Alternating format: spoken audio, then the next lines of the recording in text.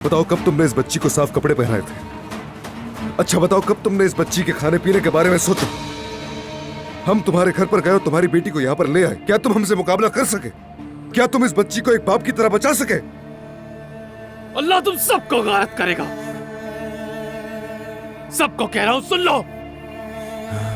तुम भी सुनो, ये बेटी मेरी है और इसका बाप मैं ही हूं। इस लड़की का सिर्फ एक सगा बाप है और वो हूं मैं।